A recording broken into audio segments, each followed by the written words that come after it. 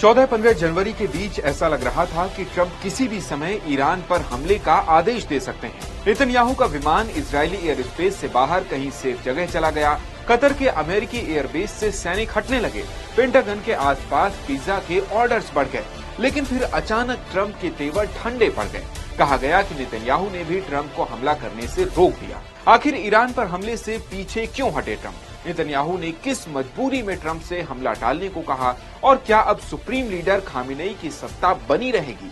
जानेंगे भास्कर एक्सप्लेनर में। ट्रंप के पीछे हटने की 4 बड़ी वजहें हैं। पहली, नेतन्याहू ने ट्रंप को हमला करने से मना किया। न्यूयॉर्क टाइम्स की रिपोर्ट के मुताबिक 15 जनवरी को इजरायली पीएम नेतन्याहू ने ट्रंप से बात कर ईरान पर किसी भी मिलिट्री अटैक का प्लान रोकने को कहा। इसके बाद ट्रंप के सुर बदल गए। उन्होंने कहा अब ईरान में फांसी रोक दी गई है। इस पर ऑब्जर्वर रिसर्च फाउंडेशन में स्ट्रेटेजिक स्टडीज के डिप्टी डायरेक्टर विवेक मिश्र कहते हैं, जून 2025 में इजराइल और ईरान के बीच संघर्ष के चलते इजराइल की मिसाइल पावर कम हो गई है। दोबारा युद्ध के लिए तैयार होने में से वक्त लगेगा। इसके अलावा इजराइल को लगता है कि अगर ईरान में तख्तापलट कामयाब नहीं हुआ तो खामेनेई की सत्ता ज्यादा मजबूत हो जाएगी। दूसरा, सऊदी और कतर जैसे अरब देशों ने इसे खतरनाक बताया।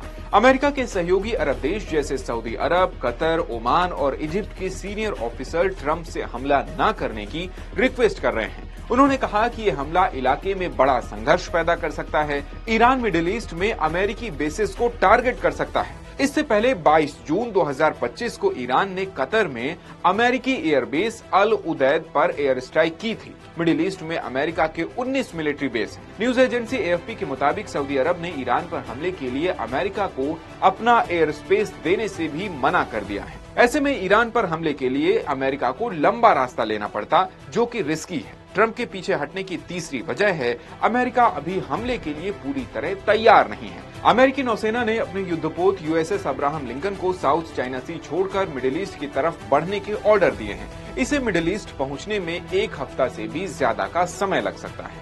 और चौथा कारण है ईरान में प्रदर्शन कमजोर हुए, फांसी टाली गई।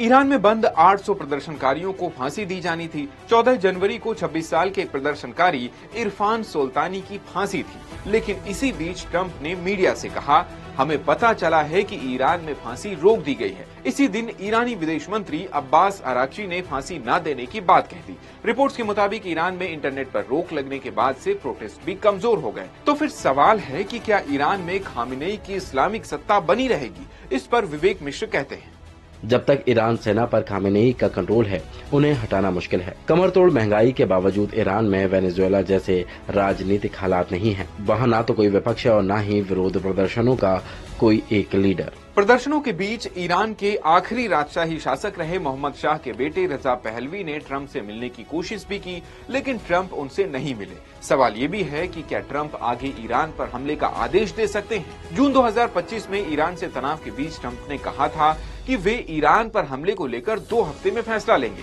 लेकिन उन्होंने 2 दिन में B-2 बॉम्बर विमानों से ईरान पर एयर स्ट्राइक कर दी। इसी तरह 1 जनवरी 2026 को मादुरो ने कहा कि वो ट्रंप से बातचीत के लिए तैयार हैं, लेकिन कुछ ही घंटों बाद अमेरिका ने उन्हें बंदी बना लिया। यानी ट्रंप की बातों पर भरोसा नहीं किया जा सकता। वो आगे हमले का आदेश भी दे सकते हैं। अमेरिकी ऑफिसर्स के मुताबिक हमले के आदेश में देरी से अमेरिकी सेना को तैयारी का समय मिल रहा है। इस वीडियो में फिलहाल इतना ही। ऐसी और वीडियोस के लिए जुड़े रहें दैनिक भास्कर ऐप पर।